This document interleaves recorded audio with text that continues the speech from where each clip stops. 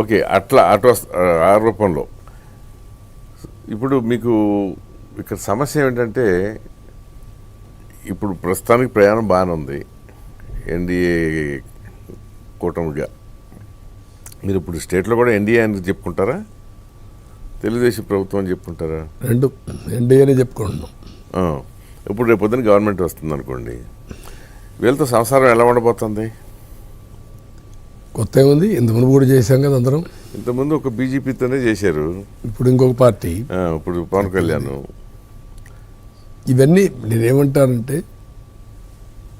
ఒక common goal ఉన్నప్పుడు, ఒక ఐడియాలజీ పెట్టుకొని ముందుకు పోయినప్పుడు ఎక్కడికక్కడ అందరం కలిసి ఆలోచించి ముందుకు పోవడం తప్ప, అదే మరి ఒకరినొకరు గౌరవించుకోవడం, కామన్ గుడ్ కోసం అందరు కలిసి. ఆకాంక్షలు ఎక్కువ ఉంటాయి కదా.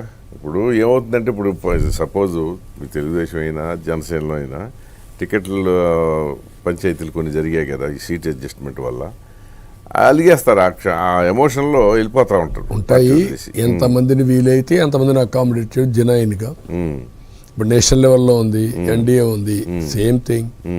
వాళ్ళు కూడా కోalitionలో పెట్టుకున్నారు, పెట్టుకున్నప్పుడు అక్కడ ఉంటుంది. కానీ చిన్న చిన్న ప్రాబ్లమ్స్ లేకుండా ఉండవు, దాన్ని ఎట్లా ఓవర్కమ్ కావాలో చేసుకుంటా పోవడం. Will do that. So you are confident conflict ఉండదని? కాన్ఫ్లిక్ట్ ఉండకూడదు. ఓవరాల్ ఇంట్రెస్ట్ ప్రజల కోసం కాన్ఫ్లిక్ట్ని, అంటే హ్యూమన్ బీయింగ్స్ అనే వాళ్ళకి సమస్యలు లేకుండా ఉండవు, ఎగోలు లేకుండా. సరే, మీకేంటంటే కొంచెం అవన్నీ మేనేజబుల్గా ఉండాలి, ఓపిక కూడా ఉంటుంది, రీజనబుల్గా ఉండాలి, మేనేజబుల్గా కబుర్లు చెప్పి ఏదో సర్దుబాటు చేసుకుంటే పోవాల్సిందే.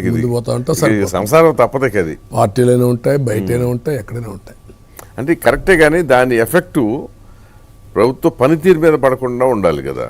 పడితే ఇంతవరకు నా లైఫ్లో ఎప్పుడూ లేవు కదా. 14 ఏళ్ళు సీఎంగా పనిచేసినప్పుడు చూశారు, అప్పుడు లేవు. అట్లని కాదు, ఇప్పుడు సపోజ్ గవర్నమెంట్ నేను కోalition రన్ చేయాలనుకున్నప్పుడు కూడా అక్కడ వేరు ఢిల్లీ. ఇక్కడికి వచ్చేటప్పటికి సపోజ్ మీరు ఒక ప్రతిపాదన చేస్తారు, మీ భాగస్వామి ఇంకో ఆ ప్రతిపాదన కరెక్ట్ కాదు, ఇది చేయండి అన్నారు అనుకోండి, అట్లా దగ్గర అలాంటివి కామన్ గుడ్ కోసం మనకుండే ఫ్లెక్సిబిలిటీ, మనకుండే రిసోర్సెస్ అవన్నీ బ్యాలెన్స్ చేసుకుని చేయాలి. ప్రతి ఒక్కరికి ఒక ఆలోచన ఉంటుంది, అన్ని చేయలేం కదా. ఈవెన్ పార్టీ వాళ్ళు కూడా ప్రతి ఒక్క ఎమ్మెల్యేకి యాస్పిరేషన్స్ ఉంటాయి, అదే ఎంపీకి కూడా యాస్పిరేషన్స్ ఉంటాయి. అన్ని చేసేయాలని చూస్తారు, అన్ని చేసేది డబ్బులు కావాలి కదా. అవును, రిసోర్సెస్ కూడా కలవాలి కదా మనకు, అవన్నీ ఉంటాయి. లేకపోతే తప్పులు చేయాలనుకోండి, తప్పులు ఎందుకు చేయాలి, చేసామనుకోండి మళ్ళీ ప్రాబ్లమ్స్ వస్తాయి కదా. ఇప్పుడు మీ అనుభవం ప్రకారం ఏంటంటే, మీరు తెలిసి తెలియకుండా నోటికి వచ్చినట్టు చెప్పరు, కానీ ఈయన ఎట్లా చేయగలరు, ఇప్పటికే అప్పులు పాలైపోయింది రాష్ట్రం అని మీకు ఏమన్నా కొంచెం దాని మీద ఫోకస్ పెట్టారు? అసలు ఫోకస్ పెట్టాం, ఆలోచిస్తున్నాం. నాకుండే తెలివితేటలతో, నాకుండే అనుభవంతో మళ్ళీ డబుల్ విగర్తో మ్యాక్సిమం డెవలప్మెంట్ ప్లాంక్ పెట్టి బ్యాలెన్సింగ్ చేయడం తప్ప, వెల్త్ క్రియేషన్ జరగాలి, మేనేజ్మెంట్ జరగాలి.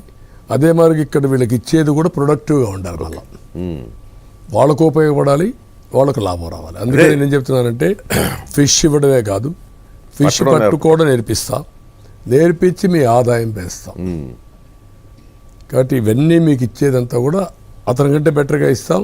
దాని నుంచి ఇంకా, కానీ యాక్చువల్గా అయితే ఏంటంటే, ఒక రకమైన రాజకీయ వాతావరణం వచ్చినప్పుడు ప్రజలు ఏదో ఈ